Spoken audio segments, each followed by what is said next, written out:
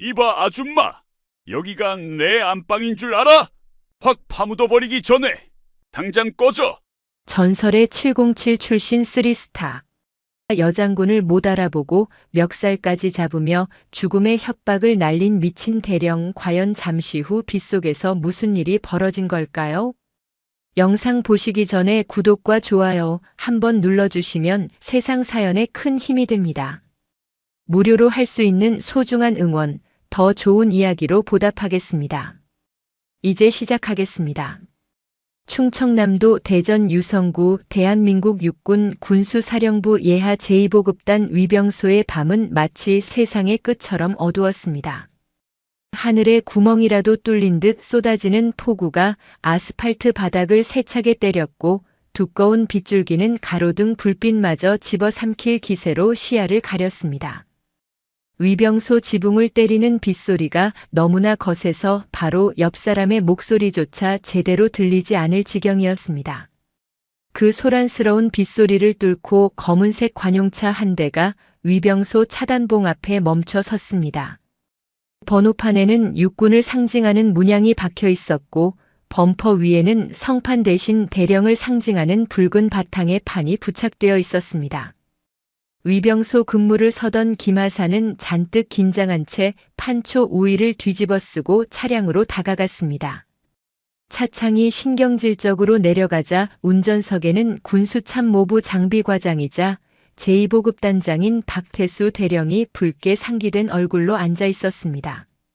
술 냄새가 빗줄기를 타고 김하사의 코끝을 찔렀습니다. 박 대령의 정복 어깨에 박힌 3개의 무궁화 계급장이 번개 불빛에 번들거렸습니다. 김하사는 정석대로 거수 경례를 붙였습니다. 충성. 근무 중 이상 없습니다. 단장님 규정에 따라 트렁크 검문이 있겠습니다. 그 말이 떨어지기가 무섭게 박 대령의 미간이 사정없이 구겨졌습니다. 그는 마치 더러운 벌레를 보는 듯한 눈빛으로 김하사를 쏘아보았습니다. 야, 김하사. 너 지금 나랑 장난하냐? 내가 누군지 몰라? 이 부대 주인이 누군데 감히 내 차를 뒤지겠다는 거야? 비 오는데 시간 끌지 말고 빨리 문이나 열어. 박 대령의 목소리에는 짜증과 오만함이 가득 묻어 있었습니다. 하지만 김하사는 물러서지 않았습니다. 최근 육군본부 감찰실에서 하달된 야간 반출물자 특별 검문 지침 때문이었습니다. 상부의 명령은 절대적이었습니다. 김하사는 떨리는 목소리를 가다듬고 다시 한번 입을 열었습니다. 죄송합니다, 단장님. 상부 지침입니다. 트렁크를 확인하지 않으면 차단봉을 올릴 수 없습니다. 협조 부탁드립니다. 그 순간 운전석 문이 거칠게 열리며 박 대령이 빗속으로 뛰쳐나왔습니다. 우산도 쓰지 않은 채 비를 맞으며 그는 김하사의 멱살을 거칠게 움켜쥐었습니다. 술에 취해 비틀거리면서도 그가 뿜어내는 위압감은 살기에 가까웠습니다. 이 새끼가 진짜 돌았나? 감찰실? 그 책상 물린 놈들이 내린 지침이 중요해? 아니면 내 눈앞에 있는 직속 상관 명령이 중요해? 군 생활 그만하고 싶어? 영창 보내줘? 박 대령은 고래고래 소리를 지르며 김하사의 정강이를 군홧발로 걷어찼습니다. 억센 가죽 군화가 뼈를 강타하는 둔탁한 소리가 빗소리에 묻혀 퍼졌습니다. 김하사는 고통에 신음하며 바닥으로 주저앉았지만 박 대령의 폭행은 멈추지 않았습니다. 그는 쓰러진 부하를 향해 온갖 욕설을 퍼붓고는 위병소 안쪽의 차단기 조작 버튼을 향해 걸어갔습니다. 위병소 안에서 상황을 지켜보던 부사수 일병은 공포에 질려 꼼짝도 하지 못했습니다. 그때였습니다. 칠흑 같은 어둠 속 부대 진입로 저편에서 또 다른 발자국 소리가 들려왔습니다. 차가 들어오는 소리가 아니었습니다. 누군가 뚜벅뚜벅 이 폭우를 뚫고 걸어오고 있었습니다. 박 대령은 차단기를 올리려다 말고 멈칫하며 뒤를 돌아보았습니다. 빗줄기 사이로 검은색 우비를 입은 누군가가 유령처럼 다가오고 있었습니다. 경광봉도 우산도 없이 오로지 몸 하나로 비를 맞으며 걸어오는 그 형체는 기이할 정도로 침착하고 흔들림이 없었습니다. 박 대령은 그 낯선 불청객을 향해 삿대질을 해댔습니다. 거기 누구야? 민간인 통제 구역인 거 몰라? 어떤 미친놈이 밤중에 여길 기어들어와. 당장 꺼져. 상대는 대답이 없었습니다. 그저 일정한 보폭으로 박 대령과의 거리를 좁혀올 뿐이었습니다. 10m, 5m, 3m. 거리가 가까워질수록 박 대령은 본능적인 한기를 느꼈습니다. 그것은 비에 젖은 추위와는 다른 등골을 서늘하게 만드는 살기였습니다. 박 대령은 흠칫하며 뒷걸음질 쳤습니다. 번쩍하고 하늘이 갈라지듯 천둥이 쳤고 그 찰나의 섬광이 불청객의 얼굴을 비췄습니다. 우비 모자 아래로 드러난 얼굴은 핏기 없이 창백했지만 눈동자만큼은 맹수처럼 형형하게 빛나고 있었습니다. 날카로운 턱선과 굳게 담은 입술. 그 얼굴을 본 순간 박 대령의 머릿속에 스치는 이름이 하나 있었습니다. 하지만 그는 애써 그 생각을 부정했습니다.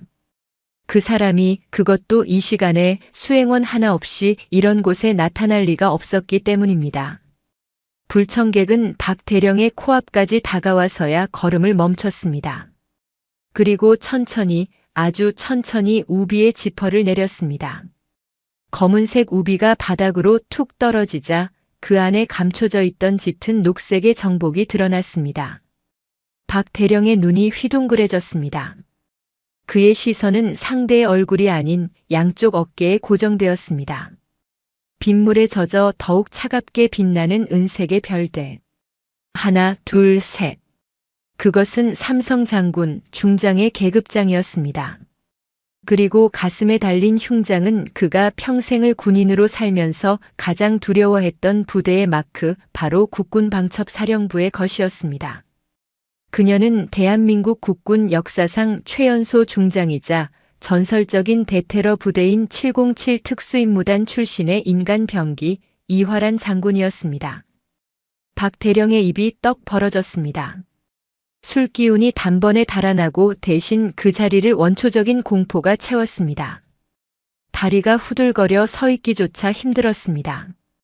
육군본부 군수참모부 예하의 일개 대령인 그에게 군내의 모든 정보를 쥐고 흔들며 장성들의 저승사자로 불리는 방첩사령관의 등장은 곧 재앙이나 다름없었습니다. 에이, 이화란 장군님? 박 대령의 입에서 쉰 소리가 새어나왔습니다.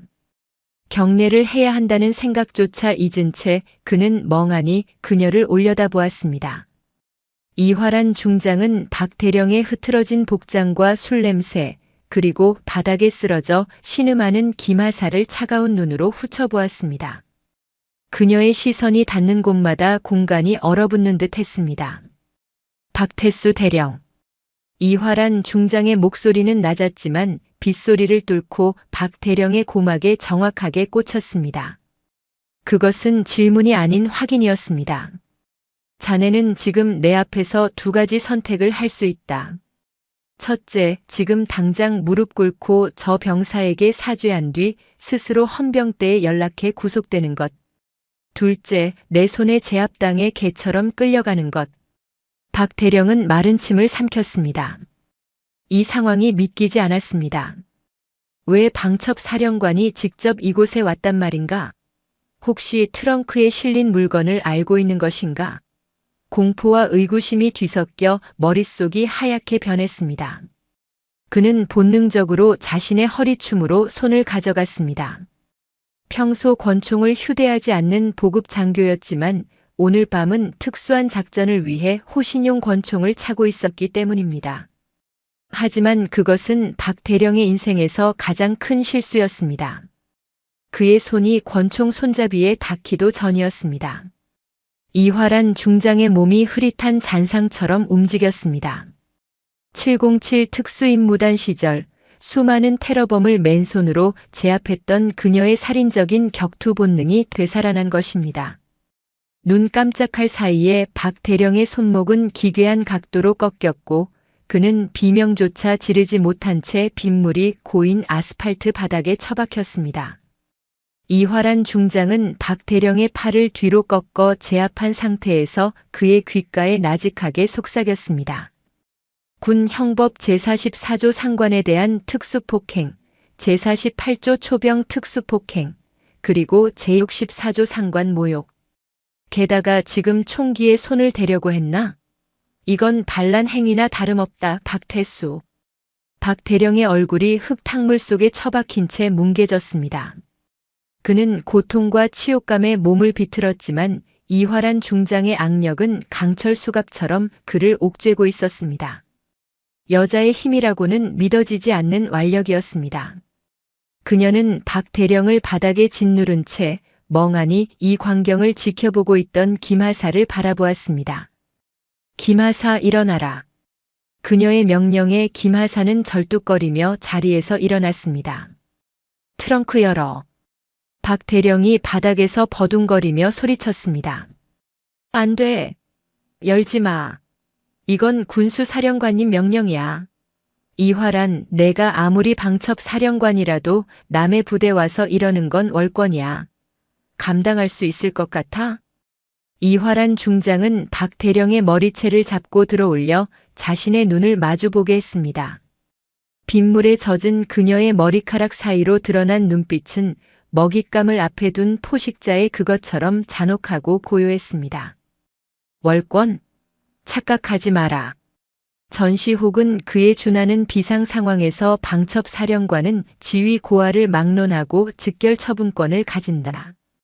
그리고 지금 내 눈에는 내 놈이 국가 안보를 위협하는 적군보다 더 더러운 기생충으로 보인다. 이화란 중장은 박대령의 머리를 다시 바닥에 내동댕이 쳤습니다. 그리고 김하사를 향해 고개를 까딱였습니다. 김하사는 떨리는 손으로 박대령의 차키를 받아들고 트렁크 버튼을 눌렀습니다. 덜컥 하는 소리와 함께 트렁크 문이 서서히 올라갔습니다. 트렁크 내부 조명이 켜지자 그 안에는 사과 상자 크기의 박스들이 가득 차 있는 것이 보였습니다. 겉보기에는 평범한 보급품 박스 같았지만 찢어진 틈새로 보이는 내용물은 결코 군부대에서 반출되어서는 안 될 것들이었습니다. 수백억 원의 혈세가 들어간 차세대 방탄복 사업의 이면 군수사령관 강도혁 중장과 박태수 대령이 공모하여 빼돌린 비자금과 가짜 방탄판 샘플들이 그곳에 있었습니다. 이화란 중장은 자리에서 일어나 트렁크 안의 내용물을 확인했습니다. 그녀의 입가에 차가운 미소가 번졌습니다. 냄새가 나는군. 아주 역겨운 썩은 고기 냄새가. 그녀는 주머니에서 방수 처리된 무전기를 꺼냈습니다. 방첩사 타격대 진입해. 제2보급단 위병소 확보하고 박태수 대령 구금해.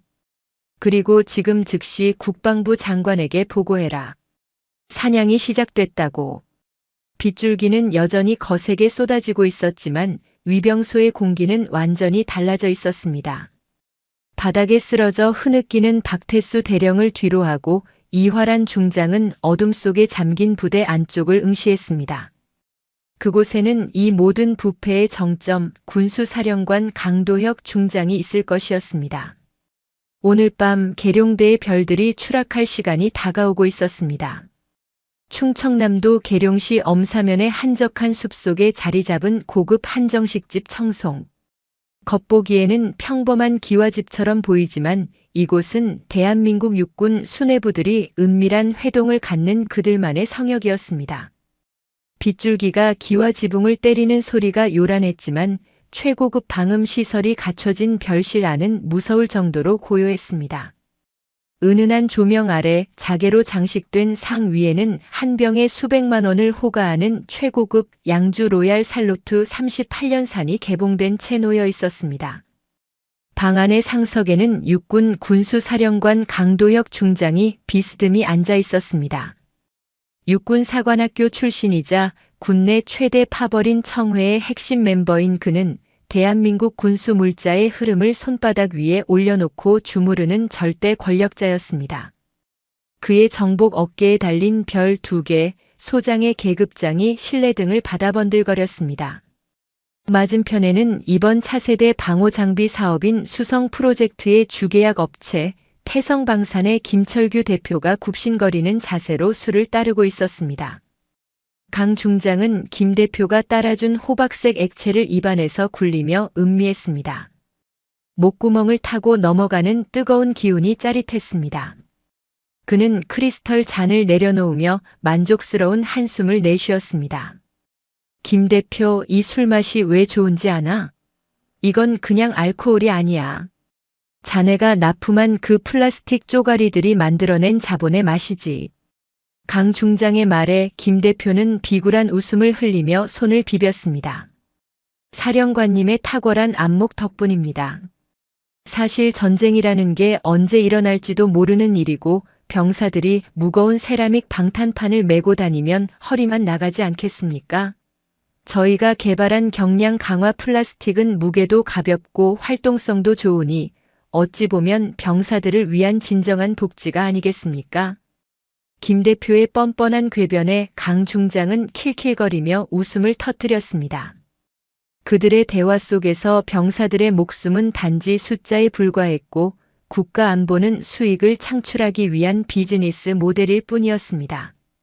그들이 공모하여 납품한 가짜 방탄판은 겉보기에는 국방 규격을 완벽하게 통과한 정품처럼 보였지만 실상은 50m 밖에서 발사된 권총탄조차 막지 못하는 불량품이었습니다. 원가를 10분의 1로 줄여 남긴 수백억 원의 차익은 페이퍼 컴퍼니를 통해 세탁되어 강 중장과 그 측근들의 비밀 계좌로 흘러들어갔습니다. 강 중장은 시가 하나를 꺼내 입에 물었습니다. 김 대표가 재빨리 금장 라이터를 꺼내 불을 붙였습니다. 매캐하고 독한 연기가 방 안을 가득 채웠습니다. 강 중장은 연기를 길게 내뿜으며 천장을 응시했습니다. 세상은 참 불공평해. 누구는 진흙탕에서 구르며 개죽음을 당하고 누구는 이렇게 따뜻한 방에서 최고급 술을 마시지. 그게 바로 계급이야.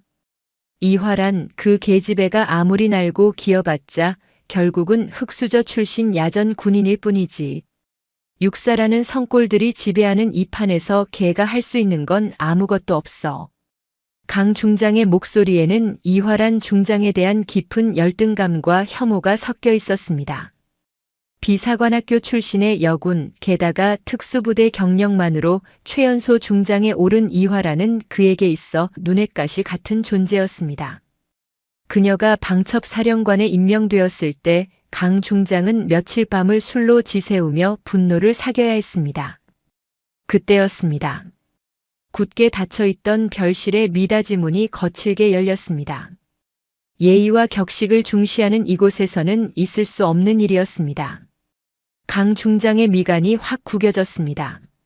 문을 열고 들어온 사람은 강 중장의 수석 보좌관이자 군수참모부 작전과장인 최중령이었습니다.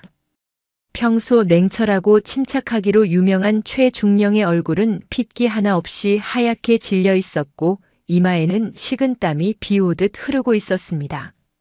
사령관님, 큰일 났습니다. 강 중장은 들고 있던 잔을 테이블에 쾅 내려놓았습니다. 술이 튀어 김 대표의 고급 양복 소매를 적셨지만 강 중장은 아랑곳하지 않았습니다. 자네 지금 미쳤나? 여기가 어디라고 감히 노크도 없이 들어와? 박태수 그놈은 뭐하고 내가 들어온 거야? 최중령은 숨을 헐떡이며 강 중장의 앞으로 다가와 고개를 숙였습니다. 그의 입술이 파르르 떨리고 있었습니다. 박태수 대령이 연락 두절되었습니다. 아니, 정확히 말하면 현재 제2보급단 위병소에서 신변이 확보된 것으로 파악됩니다. 강 중장의 눈썹이 꿈틀했습니다. 신변 확보라니 그게 무슨 소리야? 박 대령이 술이라도 처먹고 사고라도 쳤다는 거야? 아닙니다. 방첩사. 국군 방첩사령부입니다. 이화란 사령관이 직접 타격대를 이끌고 제2보급단을 급습했습니다. 현재 위병소가 완전히 장악당했고 박 대령은 현장에서 이화란 사령관에게 제압당해 구금된 상태입니다. 순간 방 안의 공기가 얼어붙었습니다. 옆에서 듣고 있던 김 대표의 얼굴이 사색이 되어 들고 있던 술잔을 떨어뜨렸습니다. 쨍그랑 날카로운 파열음이 정적을 깨뜨렸지만 아무도 신경 쓰지 않았습니다. 강 중장은 자신의 귀를 의심했습니다. 이화란이 직접 움직였다고. 그것도 이 폭우 속에 아무런 예고도 없이? 확실한 정보야? 이화란이 직접 왔다고. 내 현장에 있던 헌병 소대장이 비상망으로 보고해 왔습니다. 이화란 사령관이 박 대령의 차량 트렁크를 강제 개방했고 그 안에 있던 샘플 박스들을 확보했다고 합니다. 그리고 뭐? 뜸 들이지 말고 똑바로 말해. 강 중장이 고함을 치며 테이블 위에 있던 잿더리를 집어 던졌습니다. 잿더리가 벽에 부딪혀 산산조각이 났습니다. 최중령은 잔뜩 움츠러든 채 기어들어가는 목소리로 보고를 이었습니다. 이화란 사령관이 지금 병력을 이끌고 제2보급단 탄약고 지역으로 이동 중이라고 합니다. 그곳은 강 중장의 눈동자가 심하게 흔들렸습니다. 탄약고 지역, 정확히는 폐쇄된 구형 벙커. 그곳은 김 대표가 납품한 수만 개의 가짜 방탄판, 즉 태워버려야 할 쓰레기들이 산더미처럼 쌓여 있는 곳이었습니다. 박 대령이 오늘 밤 처리하기로 했던 바로 그곳이었습니다. 만약 이화란이 그 벙커의 문을 여는 순간 모든 것은 끝장이었습니다. 단순히 옷을 벗는 것으로 끝나지 않을 것입니다. 군사재판, 아니 온 국민의 지탄을 받으며 감옥에서 썩게 될 것이 자명했습니다. 이 독사 같은 년이 냄새를 맡았어. 강 중장은 부들부들 떨리는 손으로 양주병을 들어 병째에 들이켰습니다. 독한 술이 식도를 태우며 내려갔지만 공포심은 사라지지 않았습니다. 충청남도 대전광역시 대덕구 신탄진, 도시의 화려한 네온 사인조차 닿지 않는 외곽에 버려진 폐차장 위로 하늘이 뚫린 듯 억수 같은 폭우가 쏟아지고 있었습니다. 굵은 빗줄기는 겹겹이 쌓인 녹슨 자동차들의 흉물스러운 잔해를 무자비하게 두드리며 스산하고 불길한 굉음을 만들어냈고 바닥에 고인 검은 흙탕물은 이곳에서 벌어지는 추악한 일들을 감추려는 듯 쉼없이 흘러내리고 있었습니다. 그 칠흑 같은 어둠을 가르며 국군방첩 사령부 소속의 검은색 세단 한 대가 미끄러지듯 폐차장 진입로로 들어섰습니다. 전조등조차 켜지 않은 채 오로지 빗속의 미약한 달빛과 운전자의 초인적인 감각에 의존해 움직이는 차량의 기동은 흡사숨통을 끊기 위해 먹잇감에게 다가가는 맹수의 은밀한 발걸음과 같았습니다. 운전대를 잡은 국군방첩 사령관 이화란 중장의 눈동자는 차창 밖의 어둠보다 더 깊고 차갑게 가라앉아 있었습니다. 그녀의 손은 최고급 가죽으로 감싸인 스티어링 휠을 부서져라 움켜쥐고 있었지만 그 움직임은 기이할 정도로 정교하고 침착했습니다. 조수석에 앉은 전속 부관 김대위는 덜컹거리는 차체에 몸을 맡긴 채 무릎 위에 놓인 태블릿 PC 화면에서 눈을 떼지 못하고 있었습니다. 화면 위로 끊임없이 올라오는 붉은색 좌표들과 암호화된 통신 기록들은 대한민국군 수뇌부가 저지른 거대한 비리의 실타래를 적나라하게 보여주고 있었습니다. 조금 전 제2보급단 위병소에서 제압한 박태수 대령의 휴대전화는 판도라의 상자나 다름없었습니다. 그 안에는 육군 군수사령관 강도혁 중장이 사적으로 운영하는 불법 사설 용병 조직 일명 청소부들과 주고받은 메시지들이 고스란히 남아 있었습니다. 그리고 그들이 지목한 마지막 좌표가 바로 이곳, 지도에도 표시되지 않는 버려진 폐차장이었습니다. 이화란은 직감했습니다. 강도혁은 단순히 증거를 인멸하는 것으로 만족하지 않았습니다. 그는 자신의 범죄를 덮기 위해 살아있는 사람을, 그것도 평생을 국가에 헌신한 군인을 제물로 바치려 하고 있었습니다. 제2보급단 참고장 최민석 상사. 아픈 아내의 병원비와 딸의 학비 때문에 빚에 쪼들려 어쩔 수 없이 비리에 가담했지만 마지막 양심을 지키려다 토사구팽당할 위기에 처한 힘없는 가장. 이화란에게 그는 단순한 증인이 아니라 썩어빠진 군대의 환부를 도려내기 위해 반드시 살려야 할 미끼이자 끝까지 지켜내야 할 전우였습니다. 차량이 폐차장 입구에 찌그러진 철조망 근처에 소리 없이 멈춰 섰습니다. 이화라는 시동을 끄고 잠시 눈을 감았습니다. 빗소리에 섞여 희미하게 들려오는 비명, 그것은 환청이 아니었습니다.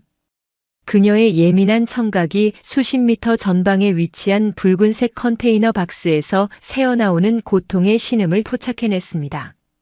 707 특수임무단 시절 수많은 대테러 작전과 인질 구출 작전을 수행하며 극한의 상황에서 단련된 그녀의 감각은 이미 현장의 상황을 머릿속으로 완벽하게 그려내고 있었습니다. 적의 수는 최소 셋, 무장은 권총과 날붙이, 인질의 상태는 위중함. 그녀는 눈을 뜨고 뒷좌석에 놓인 자신의 정복 상의를 바라보았습니다.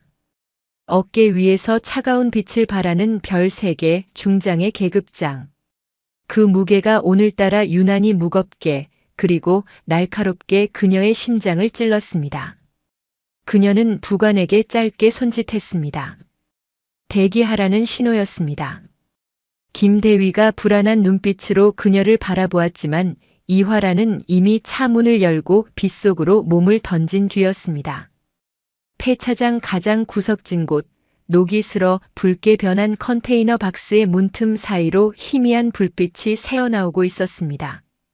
그 안의 공기는 바깥 세상과 철저히 단절된 채 역겨운 피비린내와 곰팡이 냄새, 그리고 인간이 내뿜는 공포의 냄새로 가득 차 있었습니다. 천장에 매달린 낡은 백열등 하나가 위태롭게 흔들리며 좁은 공간에 기괴한 그림자를 만들어내고 있었습니다. 그 그림자의 중심에 제2보급단 창고장 최민석 상사가 있었습니다. 최 상사는 굵은 쇠사슬에 묶인 채 차가운 철판 바닥에 무릎 꿇려 있었습니다. 그의 얼굴은 무자비한 구타로 인해 형체를 알아보기 힘들 정도로 퉁퉁 부어올라 있었고 찢어진 눈썹과 터진 입술에서는 선혈이 턱을 타고 뚝뚝 떨어져 전투복을 적시고 있었습니다. 흑투성이가 된 그의 군복 어깨에는 상사를 상징하는 V자 모양의 갈매기 3개가 처량하게 달려 있었습니다. 한때는 조국의 방패가 되겠다는 자부심으로 빛나던 그 계급장이 지금은 범죄자들의 조롱거리로 전락해 있었습니다. 그의 앞에는 검은색 우비를 입고 복면을 쓴 건장한 사내 셋이 서 있었습니다. 강도혁 중장이 고용한 청소부들, 민간 군사기업 PMC 출신의 이용병들은 군인의 명예나 국가관 따위는 돈 몇 푼과 맞바꾼 지 오래된 자들이었습니다. 그중 리더로 보이는 사내가 피 묻은 쇠파이프를 손바닥에 탁탁 치며 최 상사를 내려다보았습니다. 그의 눈빛에는 인간에 대한 연민이나 죄책감은 찾아볼 수 없었습니다. 오직 잔인한 흥미와 가학적인 쾌락만이 번들거리고 있을 뿐이었습니다. 리더는 최 상사의 앞에 구겨진 종이 한 장과 볼펜을 던졌습니다. 종이에는 미리 인쇄된 문구가 적혀 있었습니다. 군수 물자 횡령 사실을 시인하고 죄책감을 이기지 못해 스스로 목숨을 끊는다는 내용의 거짓 유서였습니다. 리더가 킬킬거리며 입을 열었습니다. 최 상사 양반, 사람이 왜 이렇게 융통성이 없어? 어차피 당신은 오늘 여기서 죽어.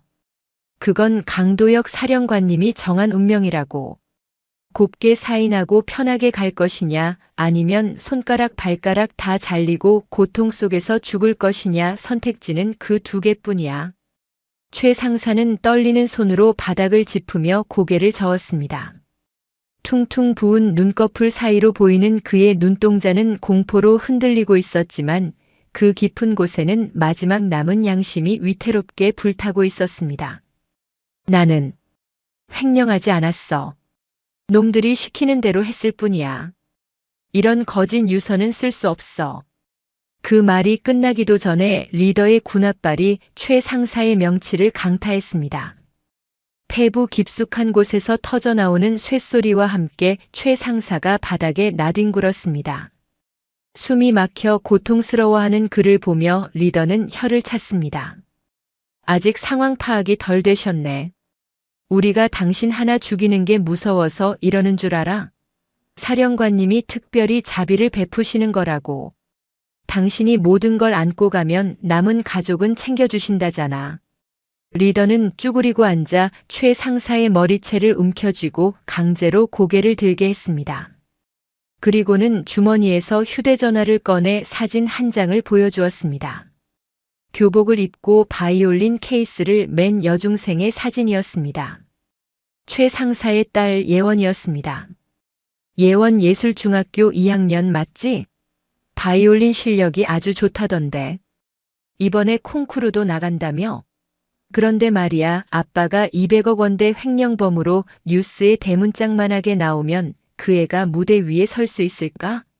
살인자 도둑놈의 딸이라고 손가락질 받으면서 학교나 제대로 다닐 수 있을 것 같아? 최 상사의 몸이 사시나무 떨듯 격렬하게 떨리기 시작했습니다. 육체적인 고통보다 더 끔찍한 것은 가족에 대한 협박이었습니다.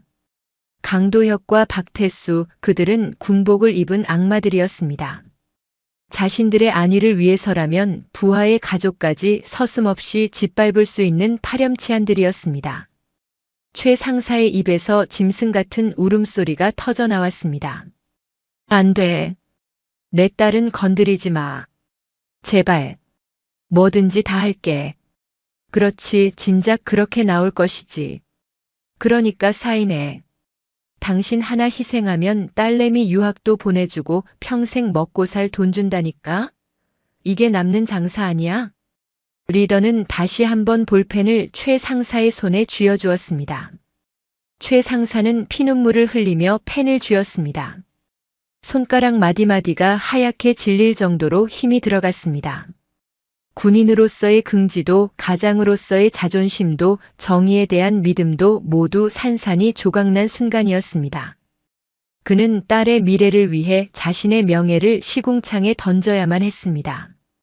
펜촉이 종이에 닿으려는 찰나 컨테이너 밖에서 들려오던 빗소리가 기이하게 멈춘 듯한 정적이 흘렀습니다. 그리고 다음 순간 세상이 뒤집히는 듯한 굉음이 폭발했습니다. 컨테이너의 육중한 철문이 마치 거인의 주먹에 맞은 듯 안쪽으로 찌그러지며 튕겨 들어왔습니다. 문 앞에 서서 망을 보던 용병 하나가 그 충격에 휘말려 비명도 지르지 못한 채 반대편 벽으로 날아가 처박혔습니다. 철문이 벽에 부딪히며 내는 날카로운 금소금이 고막을 찢을 듯 울려 퍼졌고 자욱한 흙먼지와 빗줄기가 소용돌이치며 내부로 쏟아져 들어왔습니다. 백열등이 충격으로 깨지며 불꽃을 튀겼고 내부는 순간적인 암흑에 휩싸였습니다. 누구냐? 남은 두 용병이 반사적으로 허리춤에서 권총을 꺼내려 했습니다. 하지만 어둠 속에서 튀어나온 그림자는 그들의 반응 속도를 훨씬 상회하는 인간의 영역을 넘어선 움직임을 보여주었습니다. 번개가 번쩍이는 찰나의 순간 그림자의 형체가 드러났습니다. 빗물에 흠뻑 젖은 머리카락, 창백하지만 서늘하게 빛나는 피부, 그리고 정복 어깨 위에서 섬광처럼 번뜩이는 은색별 3개. 이화란 중장이었습니다. 그녀는 총을 꺼내려던 리더의 앞으로 순식간에 파고들었습니다. 그녀의 움직임에는 군더더기가 없었습니다. 리더가 방아쇠에 손가락을 걸기도 전에 이화란의 손날이 그의 손목 관절을 정확하게 타격했습니다. 뼈가 어긋나는 소름 끼치는 파열음과 함께 권총이 허공으로 날아갔습니다. 리더가 고통에 찬 비명을 지르려 입을 벌리는 순간 이화란의 팔꿈치가 그의 명치를 뚫을 기세로 파고들었습니다. 단말마와 함께 리더의 몸이 활처럼 휘어지며 뒤로 밀려났습니다. 동시에 옆에 있던 다른 용병이 나이프를 꺼내 이화란의 측면을 노리고 달려들었습니다. 살기가 등 뒤를 찔렀지만 이화란은 뒤도 돌아보지 않았습니다. 그녀는 리더를 가격한 반동을 이용해 몸을 회전시키며 달려드는 용병의 팔을 낚아채 자신의 어깨에 걸쳤습니다. 유도와 크라브마가가 결합된 완벽한 업어치기 기술이었습니다. 용병의 거구는 허공을 가르며 바닥에 매다 꽂혔습니다. 둔탁한 소리와 함께 바닥에 먼지가 피어올랐습니다. 단 3초. 살인을 업으로 삼는 전문 용병 셋이 무력화되는 데 걸린 시간이었습니다. 이화라는 거친 숨 하나 내뱉지 않은 채 바닥에 쓰러져 신음하는 용병들을 차가운 시선으로 내려다보았습니다. 그녀의 전신에서는 범접할 수 없는 위압감이 뿜어져 나오고 있었습니다. 그것은 단순히 높은 계급에서 나오는 권위가 아니었습니다. 수많은 사선을 넘나들며 생과 사를 갈랐던 전사만이 가질 수 있는 압도적인 포식자의 기운이었습니다. 손목이 꺾인 채 바닥을 기던 리더가 고통에 일그러진 얼굴로 고개를 들었습니다. 그는 자신의 눈을 의심했습니다.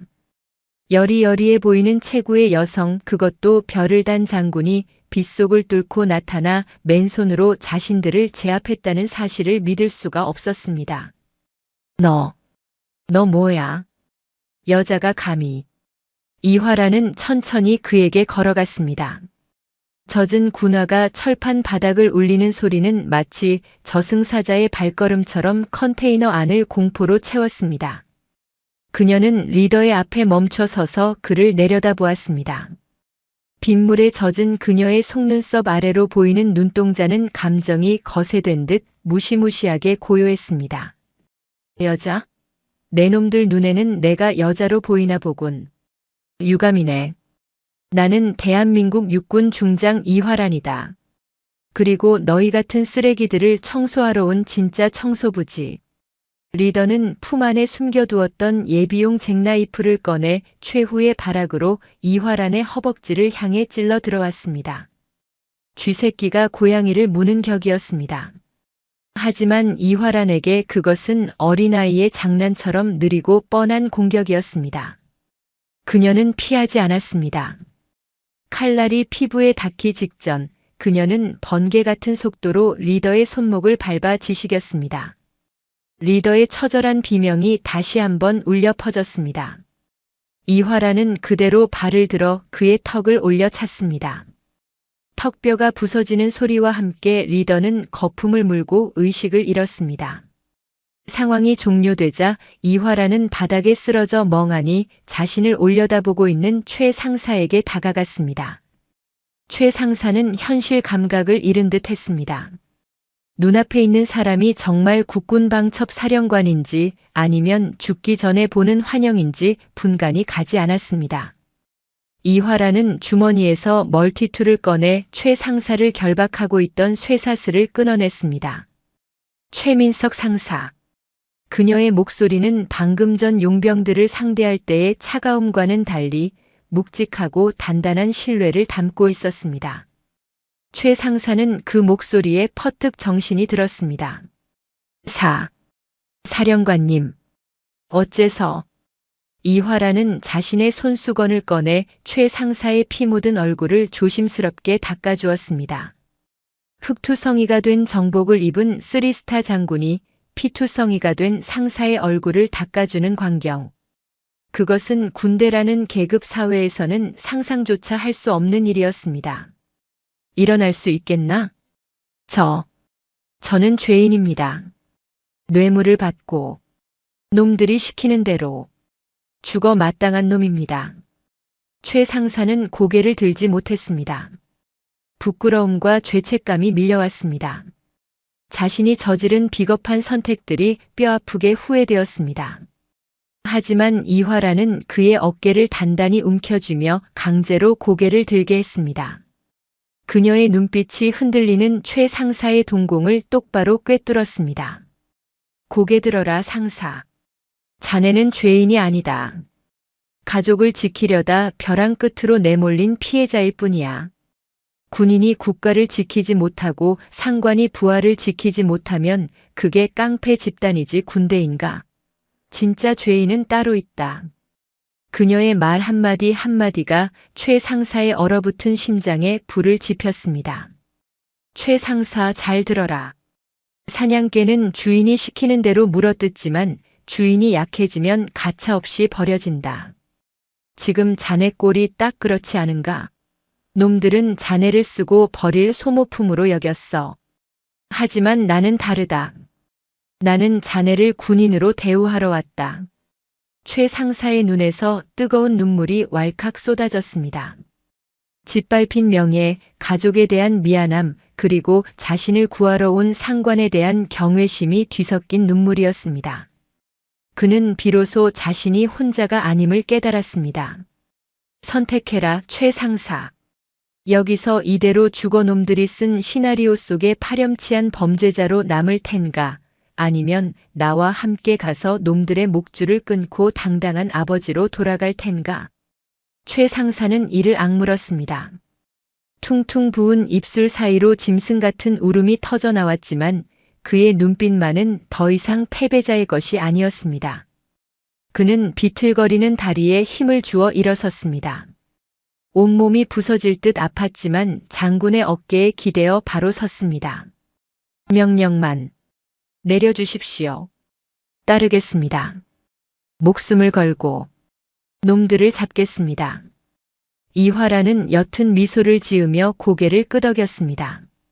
그녀는 바닥에 떨어진 자신의 정복 상의를 주워 먼지를 털어내고 찢어진 전투복을 입은 최 상사의 어깨에 걸쳐주었습니다.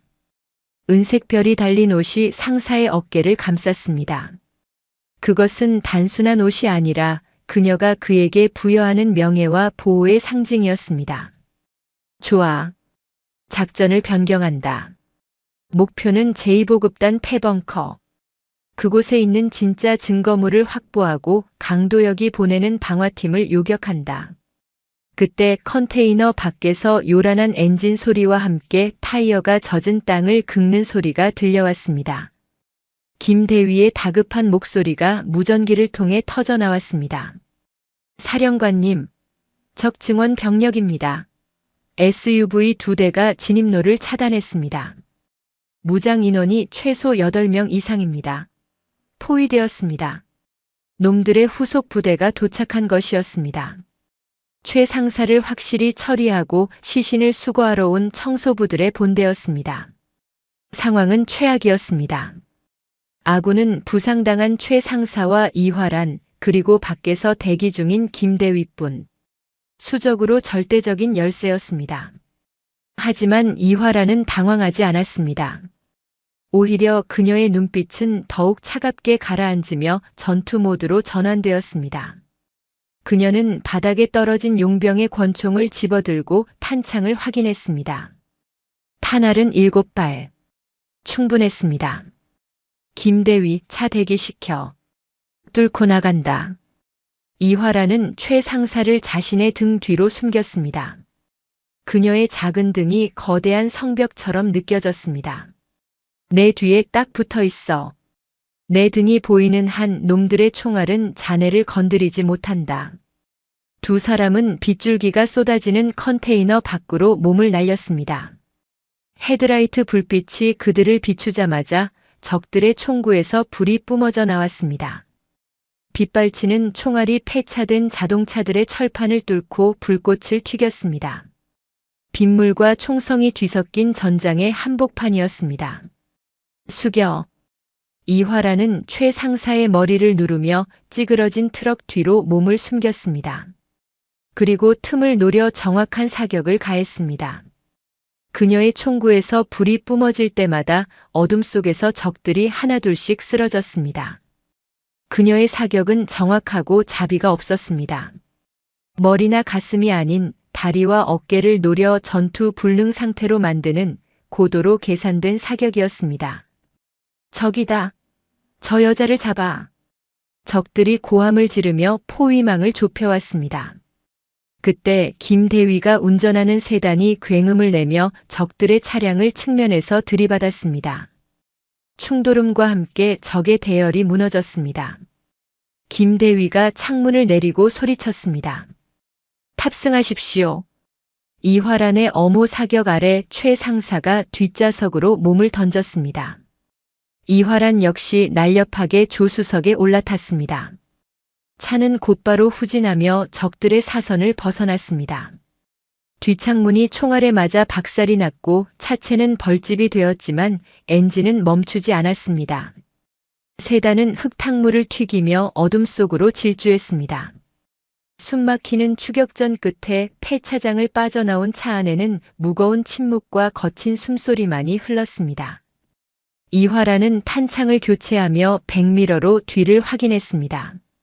적들의 차량은 따라오지 못했습니다. 빗물과 땀으로 젖은 그녀의 정복 셔츠는 찢어지고 더러워져 있었지만 눈빛만은 그 어느 때보다 형형하게 빛나고 있었습니다. 사령관님, 이제 어디로 가십니까? 최 상사가 떨리는 목소리로 물었습니다. 이화라는 앞을 응시하며 짧게 대답했습니다. 제2보급단 폐벙커. 놈들이 증거를 태우기 전에 우리가 먼저 도착해야 해. 진짜 사냥은 이제부터다. 차량은 다시금 빗속을 뚫고 질주했습니다. 그들의 목적지는 모든 진실이 잠들어 있는 곳, 그리고 강도역 중장의 파멸이 시작될 곳이었습니다. 밤은 깊어만 갔고 비는 그칠 줄 모르고 쏟아지고 있었습니다. 마치 이 도시의 모든 죄악을 씻어내리려는 듯, 혹은 앞으로 흐를 피를 예고하는 듯이 말입니다. 충청북도 영동군과 대전광역시의 경계, 지도에는 등고선조차 제대로 표시되지 않은 야산의 깊은 골짜기로 굵은 빗줄기가 사선으로 꽂히고 있었습니다. 민간인 출입 통제 구역이라는 붉은 팻말이 무색하게 녹슬어 방치된 철조망 너머로 국군 방첩사령부의 검은색 관용 세단이 위태롭게 질주하고 있었습니다. 이미 포장도로는 끊긴 지 오래였고 거친 비포장 산길은 폭우에 휩쓸려 진흙탕으로 변해 있었습니다. 차체가 요동칠 때마다 흙탕물이 차창을 덮쳤고 와이퍼는 비명을 지르며 시야를 확보하려 애썼지만 운전대를 잡은 이화란 중장의 발은 가속 페달에서 조금도 떨어지지 않았습니다. 뒷좌석에 앉은 최민석 상사는 천장에 달린 안전 손잡이를 생명줄처럼 꽉 쥐고 있었습니다. 그의 시선은 차창 밖, 산 중턱 어딘가에서 피어오르는 불길한 붉은 기운에 고정되어 있었습니다. 그것은 단순한 조명이 아니었습니다. 이미 화마가 아가리를 벌리고 진실을 집어삼키기 시작했다는 신호였습니다. 제2보급단 제3구역 폐벙커. 1980년대 이후 공식적으로는 폐쇄되었으나 서류상으로만 존재하는 유령 창고이자 강도역 군수사령관과 그 일당들이 수백억 원의 비자금을 은닉하고 불량 장비를 세탁해온 범죄의 온상이었습니다. 이화라는 핸들을 거칠게 꺾으며 조수석에 던져둔 무전기를 향해 소리쳤습니다. 김대위, 타격대 도착 시간 보고해. 치직거리는 잡음 섞인 무전기 너머로 김대위의 다급하고 절망적인 목소리가 빗소리를 뚫고 들려왔습니다. 기상 악화로 헬기 접근이 불가능합니다. 육상 병력은 산사태로 인한 도로 유실로 우회 중입니다. 도착까지 최소 20분 이상 소요될 것으로 예상됩니다. 사령관님, 단독 진입은 자살 행위입니다. 제발 지원 병력을 기다리십시오. 20분. 그 시간이면 증거는 잿더미가 되고 놈들은 유유히 사라질 충분한 시간이었습니다. 이화라는 대답 없이 무전기 전원을 꺼버렸습니다. 그녀의 사전에 기다림이란 단어는 존재하지 않았습니다. 적이 눈앞에 있고 정의가 불타고 있는데 절차와 안전을 따지는 것은 군인이 아니라 행정가의 몫이었습니다. 그녀는 백미러를 통해 최 상사를 바라보았습니다. 피투성이가 된 얼굴에 낡은 방첩 사령관의 정복 상의를 걸친 그는 공포에 질려 있었지만 그 눈빛만큼은 더 이상 도망자의 것이 아니었습니다. 최 상사, 꽉 잡아.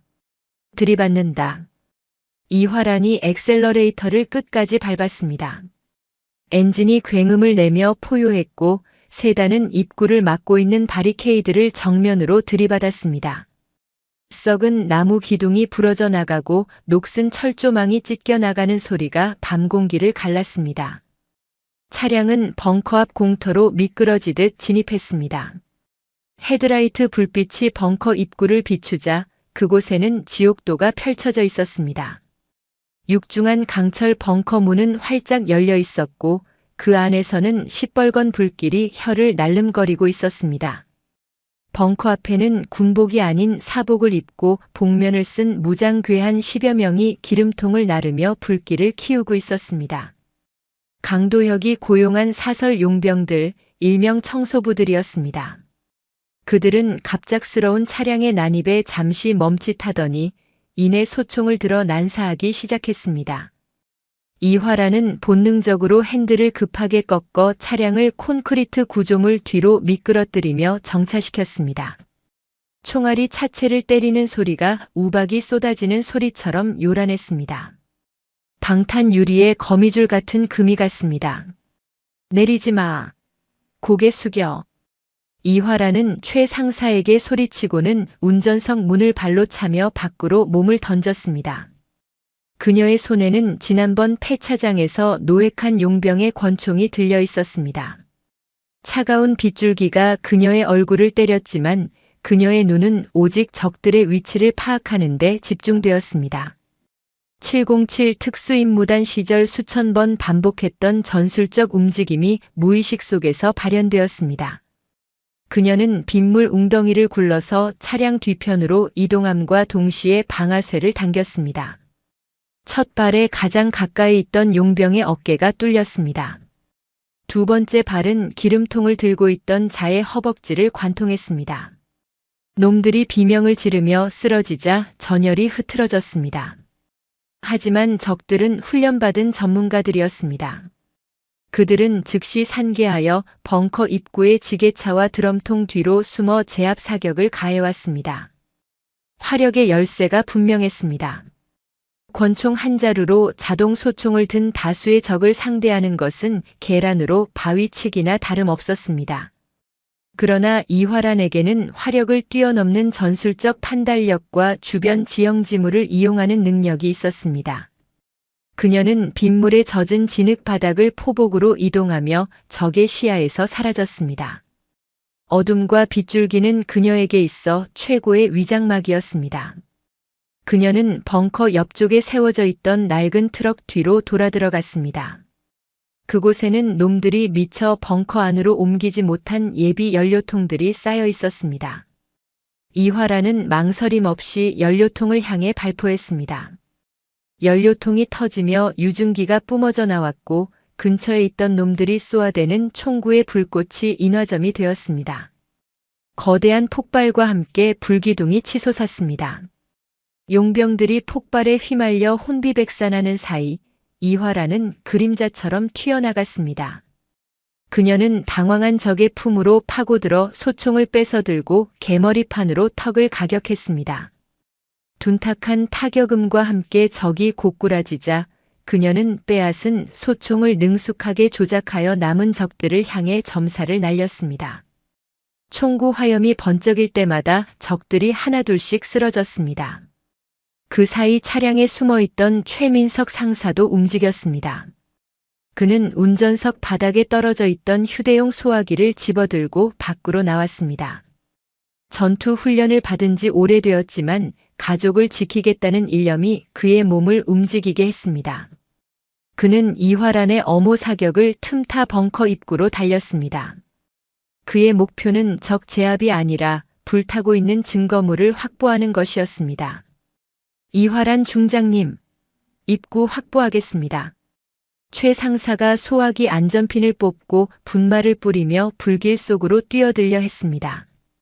그때 벙커 안쪽에서 검은 그림자가 튀어나와 최 상사의 가슴을 걷어찼습니다.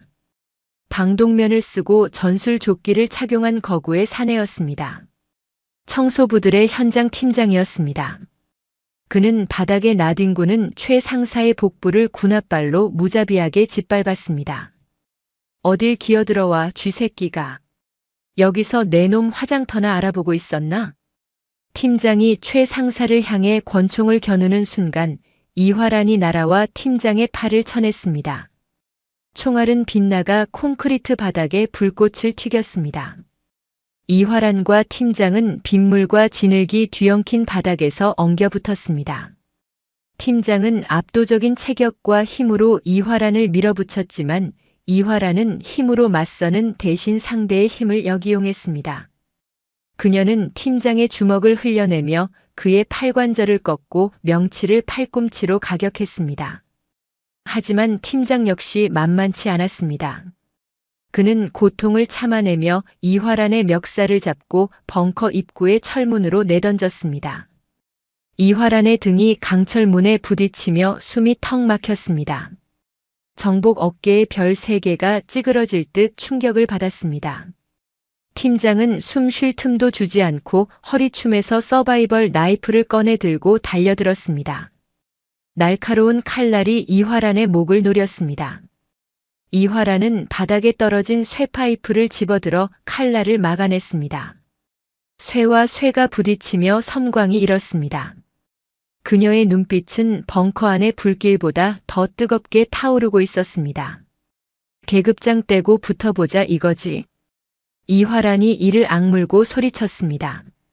그녀는 쇠파이프를 휘둘러 팀장의 손목을 강타해 칼을 떨어뜨리게 만든 뒤 회전 발차기로 그의 측두부를 가격했습니다.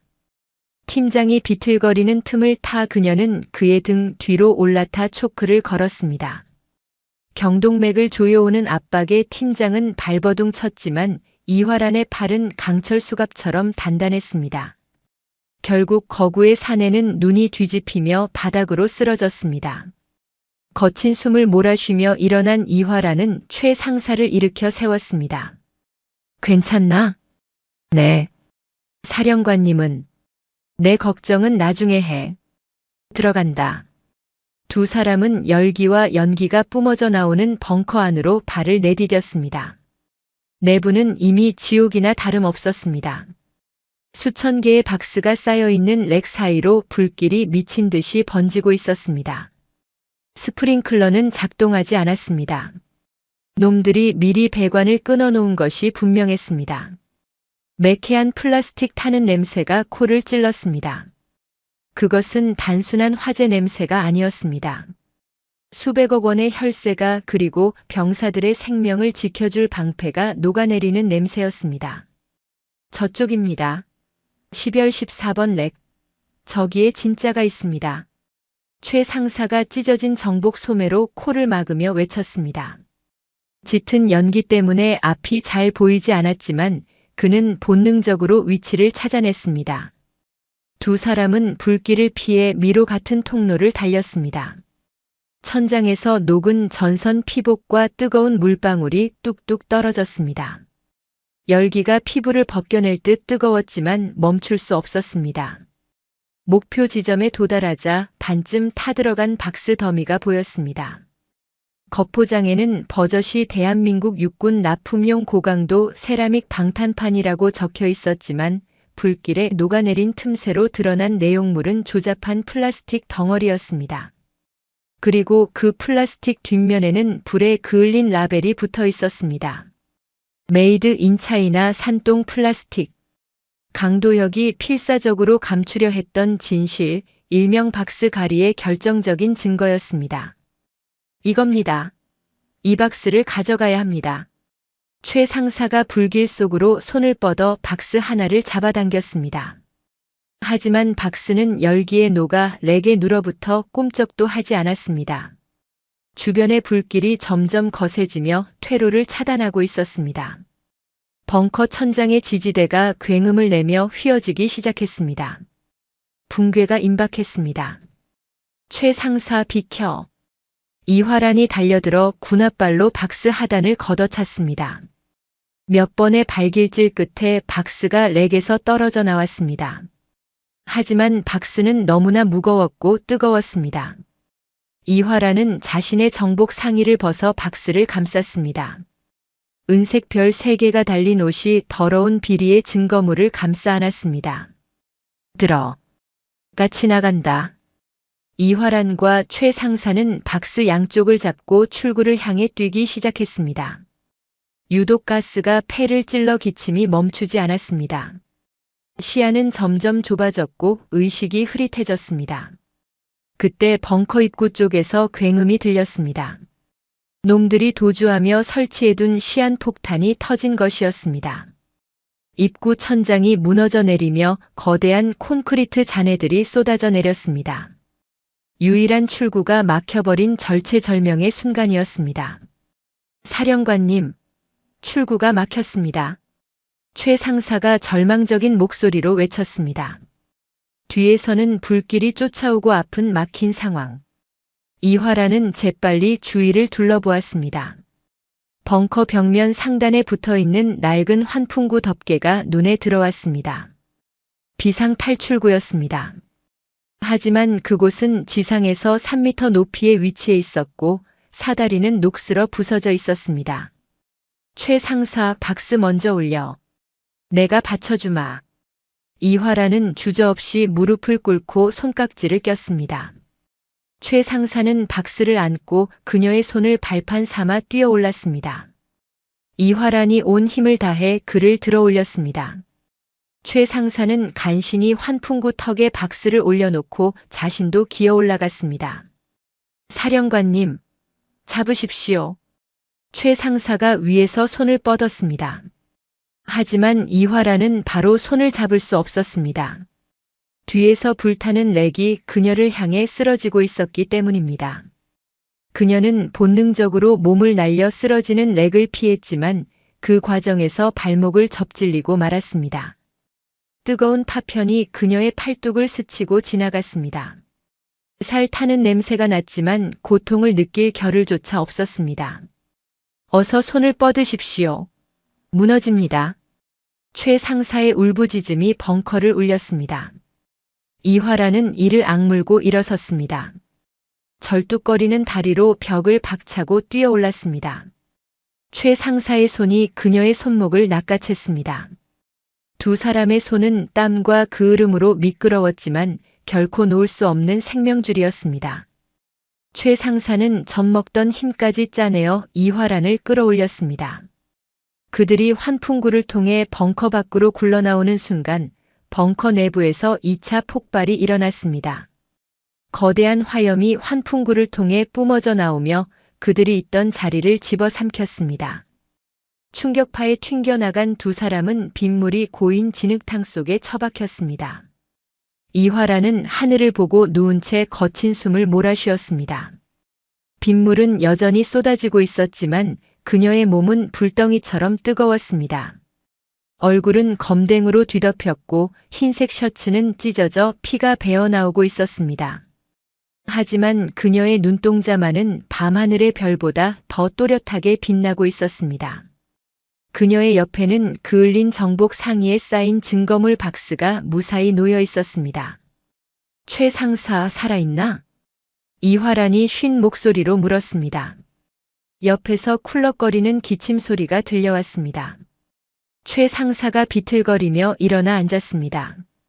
그는 자신의 눈앞에 놓인 박스를 그리고 그 박스를 지키기 위해 목숨을 건 별 3개의 장군을 멍하니 바라보았습니다. 네, 살아있습니다. 증거도 무사합니다. 최 상사의 목소리는 떨리고 있었습니다. 그것은 공포 때문이 아니었습니다. 눈앞에 있는 이 작은 체구의 여인이 보여준 압도적인 신념에 대한 경외심 때문이었습니다. 그때 산 아래쪽에서부터 헬리콥터의 프로펠러 소리가 들려왔습니다. 투두두두두. 점점 가까워지는 소리와 함께 강력한 서치라이트가 빗줄기를 가르고 그들을 비췄습니다. 헬기 측면에는 국군 방첩 사령부의 마크가 선명했습니다. 뒤이어 수십 대의 전술 차량들이 사이렌을 울리며 산길을 올라오고 있었습니다. 늦었지만 확실한 지원군이 도착한 것입니다. 이화라는 비틀거리며 자리에서 일어났습니다. 그녀는 찢어진 셔츠와 엉망이 된 머리카락 따위는 신경 쓰지 않았습니다. 그녀는 헬기를 향해 구조 요청을 하는 대신 바닥에 놓인 박스를 가리켰습니다. 그것은 승리의 신호이자 이제부터 시작될 진짜 전쟁의 선전포고였습니다. 타격대장 현장 봉쇄하고 잔존 병력 쓸어버려. 단 한 놈도 놓치지 마라. 그리고 의무대 호출해. 최 상사부터 후송한다. 이화란의 명령이 빗소리를 뚫고 도착한 무전병의 무전기를 통해 전파되었습니다. 그녀는 최 상사의 어깨를 툭 쳤습니다. 가자. 이제 쇼타임은 끝났어. 놈들에게 청구서를 내밀러 가야지. 빗줄기는 화마를 완전히 잠재우지는 못했지만 그들의 몸에 묻은 더러운 피와 그을음을 씻어내리고 있었습니다. 이화란 중장의 등 뒤로 불타는 벙커가 거대한 횃불처럼 타올랐습니다. 그것은 부패한 군수 비리의 종말을 알리는 봉화와도 같았습니다. 이제 화살은 시위를 떠났고 그 끝은 정확히 계룡대의 가장 높은 곳 강도역 중장의 심장을 향하고 있었습니다. 충청남도 계룡시 신도안면 대한민국 육군, 해군, 공군 본부가 집결해 있는 계룡대의 아침은 간밤에 세상을 집어삼킬 듯 몰아치던 폭풍우가 언제 있었냐는 듯 거짓말처럼 맑고 투명했습니다. 태풍이 지나간 뒤에 하늘은 시리도록 파란색을 띠었고 젖은 아스팔트 도로 위로 쏟아지는 가을 햇살은 눈이 부실 정도로 찬란하게 부서져 내리고 있었습니다. 하지만 계룡대 본청 대회의실의 공기는 창밖의 평화로운 풍경과는 정반대로 살얼음판을 걷는 듯 차갑고 무거웠습니다. 대한민국 국방의 심장부라 불리는 이곳에는 보이지 않는 긴장감이 팽팽하게 감돌고 있었습니다. 오전 9시 정각 육군 참모총장이 주재하는 전군 주요 지휘관 회의가 시작되었습니다. 대한민국 국방을 책임지는 장성들이 한자리에 모인 이 회의장은 그야말로 권력의 정점이자 그들만의 성역이었습니다. 거대한 마호가니 원목으로 만들어진 원탁 테이블에는 사성 장군인 참모총장을 필두로 야전군 사령관, 군단장 등 기라성 같은 지휘관들이 배석해 있었고 그들의 정복 어깨에 달린 수십 개의 금빛 별들이 실내 조명을 받아 번쩍이며 위압감을 뽐내고 있었습니다. 그들이 내뱉는 숨소리 하나 손짓 하나가 곧 수십만 장병의 이동과 막대한 국방 예산의 흐름을 결정짓는 자리였습니다. 그 중에서도 가장 여유로운 표정을 짓고 있는 사람은 단상에 오른 육군본부 군수참모부장 강도역 소장이었습니다. 그는 티끌 하나 없이 빳빳하게 다려진 정복을 입고 포마드로 깔끔하게 빗어 넘긴 머리를 한 채 자신감 넘치는 목소리로 브리핑을 이어가고 있었습니다. 그의 어깨에 달린 별 2개는 그가 가진 권력의 크기를 과시하듯 위풍당당하게 빛나고 있었습니다. 그는 간밤에 자신의 하수인들이 제2보급단 폐벙커를 완벽하게 태워버렸을 것이라고 확신하고 있었습니다. 최민석 상사와 이화란 중장도 그 화마 속에서 잿더미가 되었거나 적어도 그들이 확보하려 했던 증거물은 영원히 소실되었을 것이라 믿어 의심치 않았습니다. 증거가 없는 심증은 힘을 잃기 마련이고 살아남은 자가 역사를 쓰는 법이라는 비틀린 신념이 그의 얼굴에 오만한 미소를 만들어내고 있었습니다. 존경하는 총장님 그리고 선후배 장군 여러분. 이번 차세대 개인 방호 장비 사업인 수성 프로젝트는 우리 군의 전투력을 한 단계 격상시킬 혁신적인 사업입니다. 일각에서 제기되는 우려는 실무적인 착오에서 비롯된 사소한 오해일 뿐이며 저희 군수참모부는 투명하고 공정한 절차를 통해 예산을 획기적으로 절감했습니다. 이 혁신의 성과는 곧 장병들의 생존성 향상으로 이어질 것입니다. 강도역 소장은 유려한 언변으로 자신의 추악한 비리를 포장하고 있었습니다. 회의장에 앉아있던 몇몇 장군들은 고개를 끄덕이며 그의 말에 동조하는 듯한 모습을 보였습니다. 강도역은 속으로 쾌재를 불렀습니다. 이 위기만 넘기면 자신은 차기 군수사령관, 나아가 대장 진급까지 탄탄대로를 걸을 것이라 확신했습니다. 그때였습니다. 육중한 두께를 자랑하는 회의장의 거대한 문이 굉음과 함께 활짝 열려 젖혀졌습니다. 예의와 격식을 목숨처럼 여기는 계룡대 회의장에서는 상상조차 할 수 없는 일이었습니다. 브리핑을 하던 강도혁 소장은 물론 자리에 앉아있던 장군들의 시선이 일제히 출입문 쪽으로 쏠렸습니다. 그리고 그들의 동공이 경악으로 크게 확장되었습니다. 문 앞에 서 있는 사람은 국군방첩 사령관 이화란 중장이었습니다. 하지만 그녀의 모습은 장군의 품위와는 거리가 멀었습니다. 아니, 그것은 마치 지옥의 불구덩이 속에서 방금 기어나온 악귀와도 같은 형상이었습니다. 칠흑 같던 머리카락은 그을음에 엉겨 붙어 헝클어져 있었고 말끔했던 정복은 곳곳이 찢어지고 불에 타 너덜거렸습니다. 왼쪽 팔뚝에는 급하게 감은 붕대가 감겨 있었지만 붉은 선혈이 배어나와 흰 붕대를 적시고 있었고 얼굴은 검댕과 땀 그리고 빗물이 뒤범벅되어 원래의 피부색을 알아볼 수 없을 지경이었습니다. 하지만 그 처참한 몰골 속에서도 단 하나 그녀의 눈빛만은 형형하게 살아있었습니다. 그것은 굶주린 맹수의 눈빛이자 죄를 심판하러 온 재판관의 서늘한 눈빛이었습니다. 그녀의 양손에는 시커멓게 그을린 라면 박스 크기의 상자 하나가 들려 있었습니다. 장내는 찬물을 끼얹은 듯 순식간에 정적에 휩싸였습니다. 강도혁 소장의 얼굴에서 핏기가 싹 가셨습니다. 입술이 파르르 떨려왔습니다. 죽은 줄 알았던 귀신이 잿더미가 되었어야 할 증거를 들고 살아 돌아온 것입니다.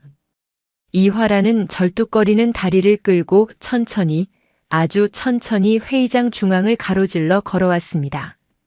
굽이 부러진 군화가 대리석 바닥을 찍을 때마다 울리는 둔탁한 소리가 회의장의 정막을 깨뜨리며 강도혁의 심장을 조여왔습니다.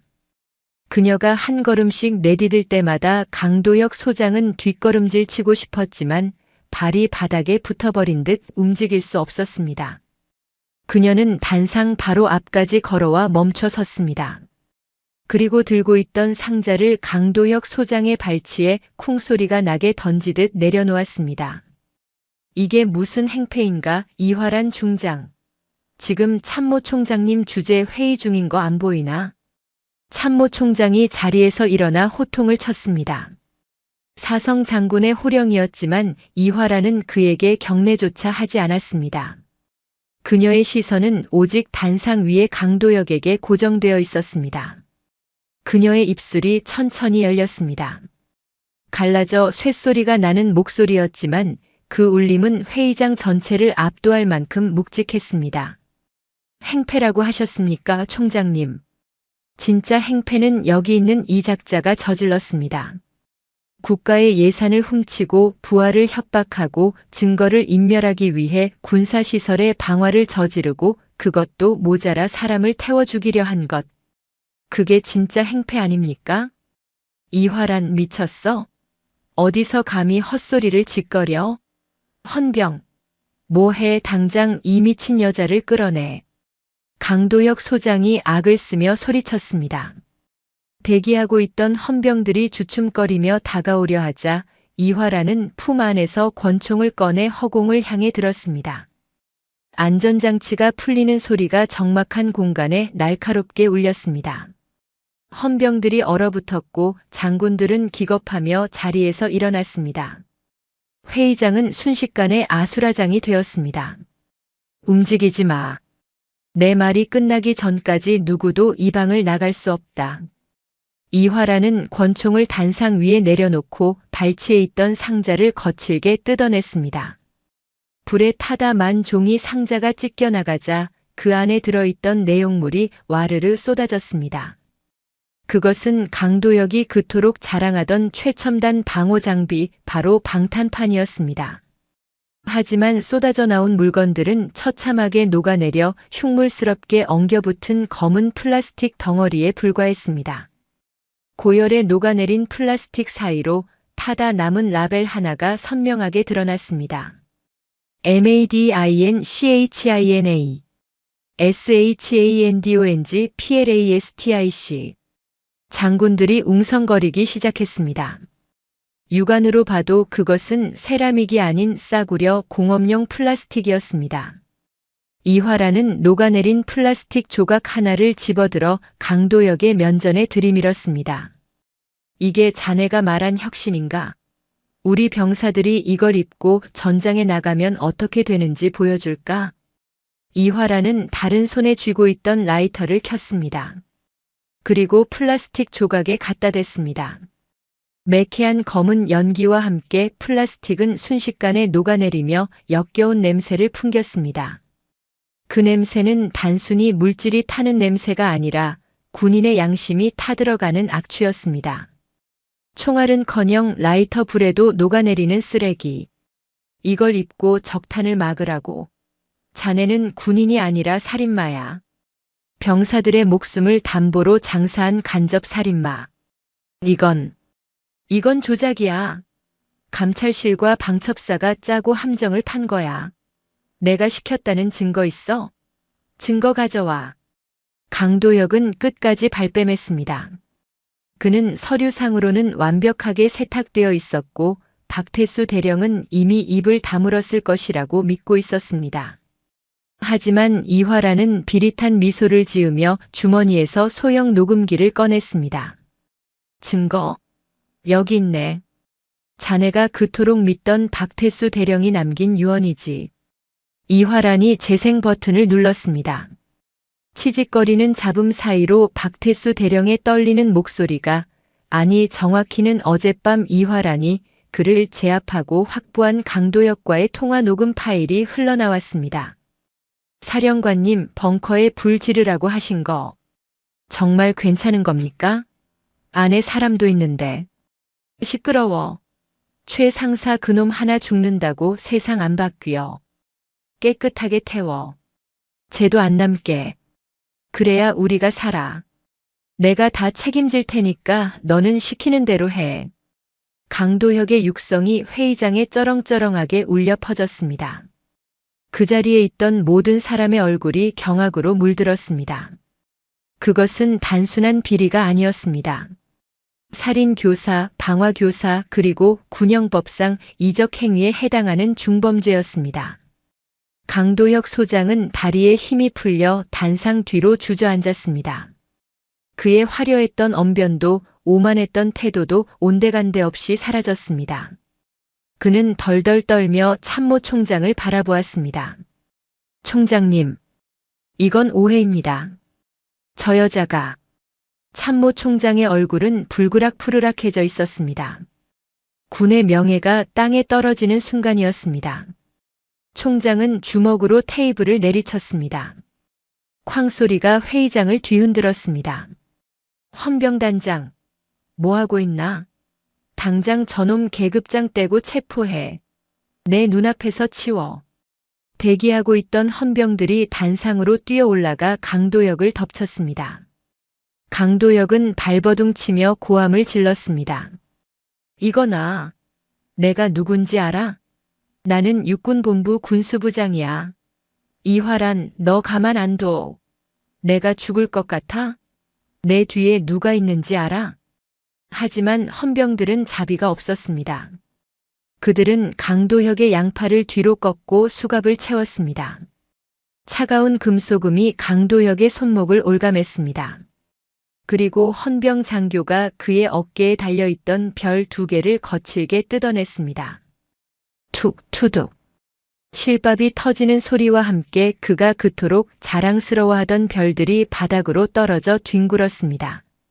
그토록 빛나던 권력의 상징이 쓰레기처럼 버려지는 순간이었습니다. 강도혁이 짐승처럼 울부짖으며 끌려나가는 뒷모습을 보며 이화라는 깊은 한숨을 내쉬었습니다. 긴장이 풀리자 온몸의 고통이 파도처럼 밀려왔습니다. 그녀는 단상에 기대어 간신히 몸을 지탱했습니다. 참모 총장이 그녀에게 다가왔습니다. 그의 눈빛은 복잡해 보였습니다. 이 중장, 자네 몸 상태가. 의무대부터 가봐야겠군. 총장님. 이화라는 힘겹게 몸을 일으켜 정자세를 취했습니다. 그리고 자신의 어깨에 손을 올렸습니다. 이번 작전은 상부의 승인 없이 독단으로 진행되었습니다. 그 과정에서 군 내부의 질서를 어지럽히고 무력을 행사했습니다. 이에 대한 모든 책임을 지고 저는 이 시간부로 군복을 벗겠습니다. 총장은 놀란 눈으로 그녀를 바라보았습니다. 무슨 소리인가? 자네는 영웅이야. 거대한 비리를 밝혀냈지 않나. 훈장을 받아도 모자랄 판의 전역이라니. 영웅은 없습니다, 총장님. 군인이 동료 군인을 향해 총을 겨눴는데 그게 어떻게 영웅입니까? 비극이지요. 저는 제 방식대로 군을 지켰지만 그 방식이 절차적 정당성을 잃었다면 저 또한 책임을 져야 합니다. 괴물을 잡기 위해 괴물이 되어버린 군인은 전장에 남을 자격이 없습니다. 이화라는 자신의 어깨에 달려있던 별들을 스스로 떼어냈습니다. 중장의 상징인 세 개의 별이 그녀의 소나귀에서 떨어져 나갔습니다. 그리고 그것을 강도역에 떨어진 별 옆이 아닌 단상 위에 가지런히 올려놓았습니다. 그녀의 손끝이 미세하게 떨렸습니다.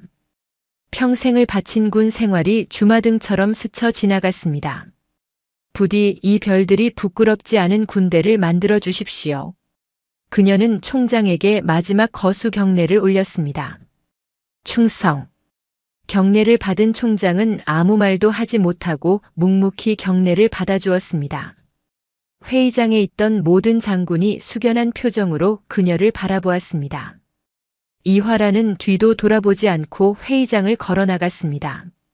들어올 때의 무거운 공기와는 달리 그녀의 발걸음은 한결 가벼워 보였습니다. 본청 건물을 나서자 눈부신 가을 햇살이 쏟아지고 있었습니다. 주차장에는 붕대를 감은 최민석 상사와 김대위가 그녀를 기다리고 있었습니다.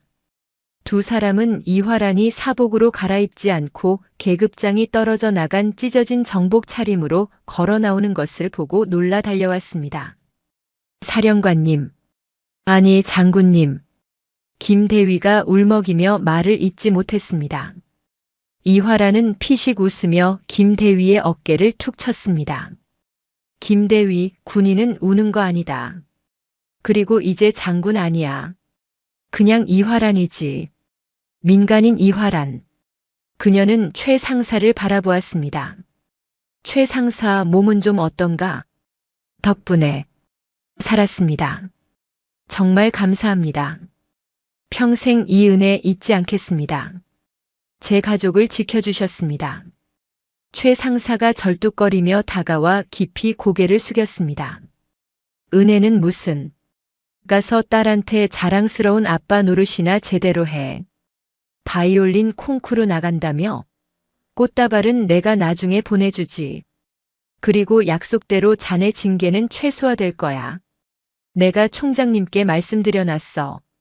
이화라는 낡은 자신의 개인 승용차에 올랐습니다. 시동을 걸자 라디오에서 속보가 흘러나왔습니다. 속보입니다. 수백억 원대 방산 비리를 주도한 육군 고위 장성들이 오늘 긴급 체포되었습니다.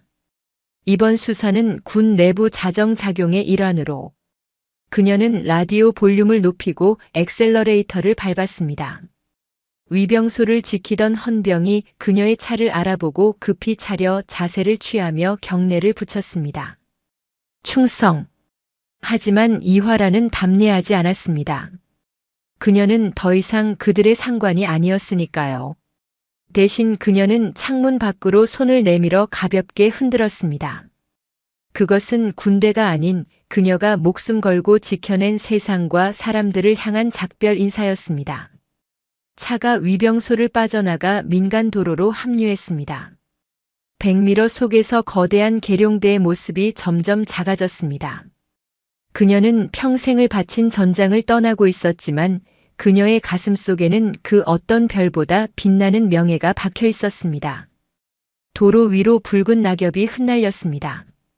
부패한 별들은 추락했지만 정의는 다시금 뿌리를 내리고 싹을 틔울 준비를 하고 있었습니다.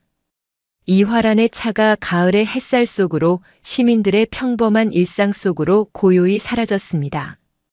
그것은 패배자의 쓸쓸한 퇴장이 아닌 임무를 완수한 전사의 가장 아름다운 귀환이었습니다. 오늘 이야기는 여기까지입니다. 이화란 장군이 보여주었듯 진정한 명예는 어깨 위의 계급장이 아니라 가슴 속의 신념에서 빛나는 법입니다. 때로는 정의를 지키기 위해 소중한 것을 내려놓아야 할 때도 있지만 그 용기 있는 선택이 세상을 조금 더 올바르게 만듭니다. 어둠이 깊을수록 별은 더 밝게 빛나듯 여러분의 살 속에서도 양심이라는 별이 길을 잃지 않게 비춰주기를 바랍니다. 스스로에게 떳떳한 오늘을 살아가시길 응원하며 지금까지 사연 모음집이었습니다. 감사합니다. 영상이 재미있으셨다면 구독과 좋아요, 댓글까지 부탁드리고 오늘도 건강하고 행복한 하루 되시길 바랍니다.